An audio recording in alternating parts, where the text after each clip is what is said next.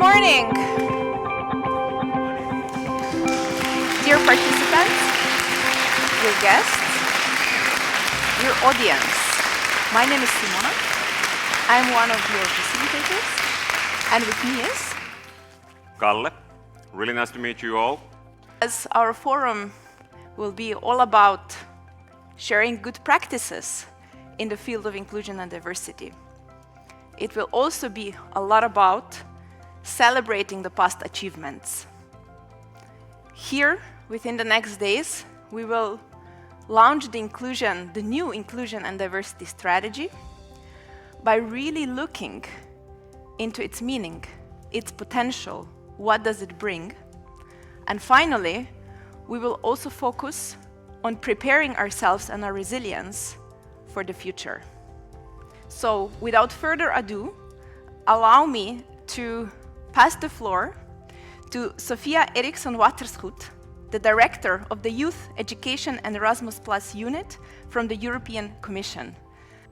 You who have been part of this journey together with us in the Commission, you know it has been I would say the highest priority throughout the whole process.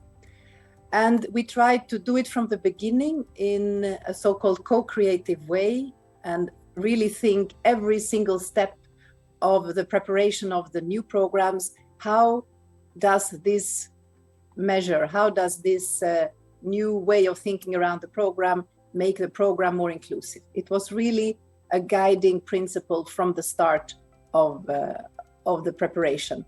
Actually, heads of state or government, they called explicitly upon the member states, the council and the commission to step up mobility and exchanges.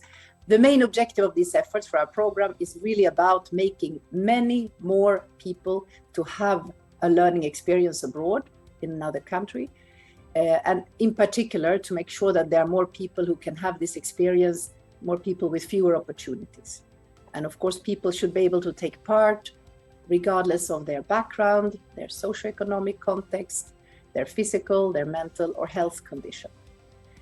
And we could see that the programs needed to be more open to different target groups of participants, first of all, and that meant, for example, to also expand the possibilities for other types of target groups. And that's why we opened up possibilities for mobility of school pupils and for mobility for adults under the mobility actions, and as well providing more flexible learning formats and try to focus much more on the learning needs in this mobility period.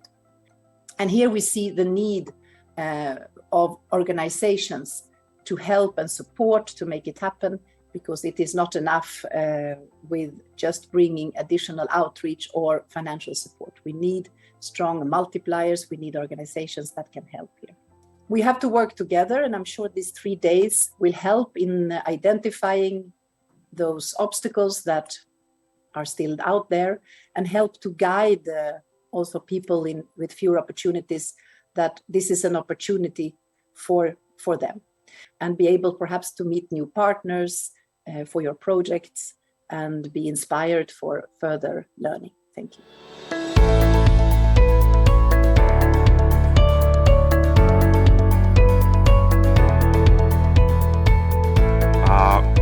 Welcoming Councillor Hina Bhathi, Councillor of Civil Affairs and Accessibility here in Oostende.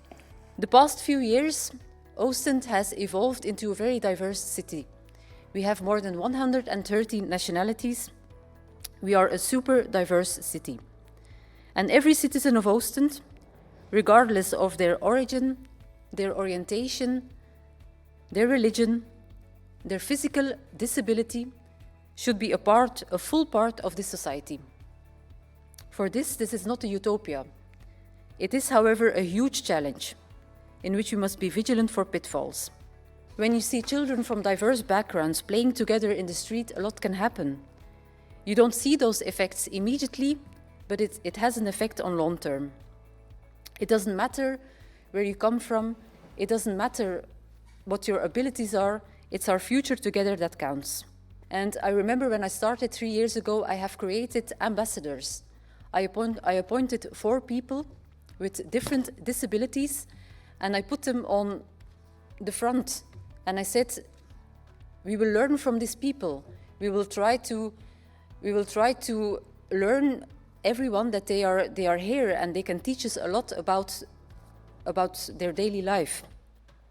Important things that we have to do is we have to make sure in the mentality of people, we have to make sure that it becomes, it should be an automatic, it shouldn't be a special intervention, it should be something you do automatically.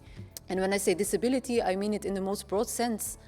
We have people with visible disabilities, we have people with invisible disabilities, we have people with intellectual disabilities, but they have so many talents in other fields. We're missing something as a society if we're not trying to discover those talents just by just by looking at focusing on that disability and just saying, okay, they're not of any value to us. It doesn't matter on which level you are, but you can make a difference in whatever level you are. You can make a difference in an organization, you can make a difference in a local organization, you can make a difference in the city council, you can make a difference everywhere you go, you can make a difference in your street if you have a neighbor or somebody close to you. That's what you can do. So never underestimate the impact you have as an individual in the life of other people.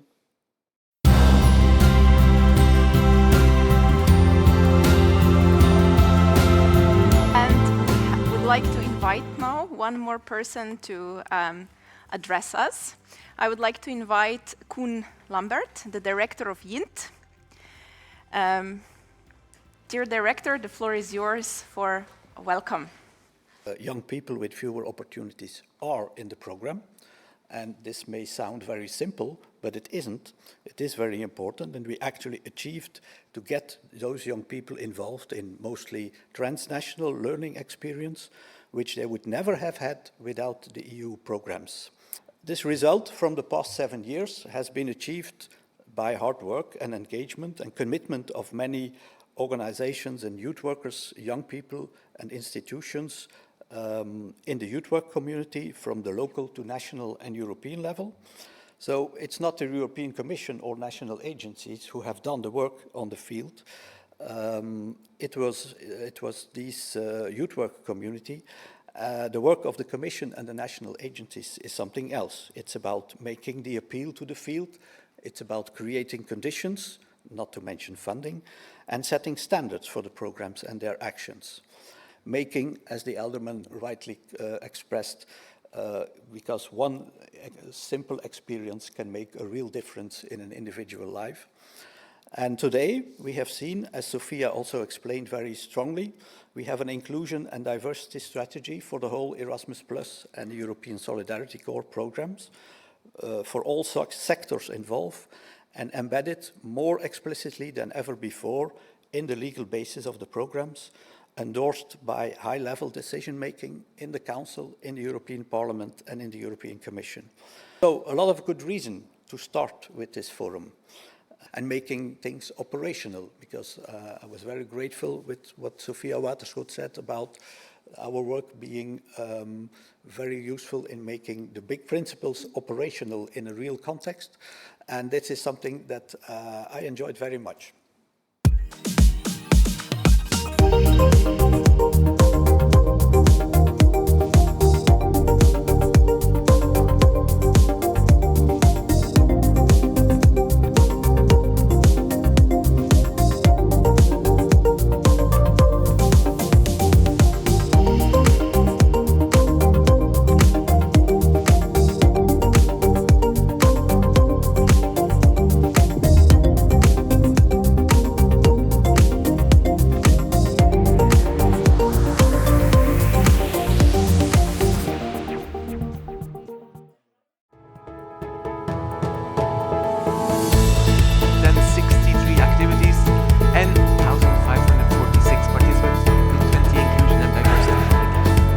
Now that's an achievement.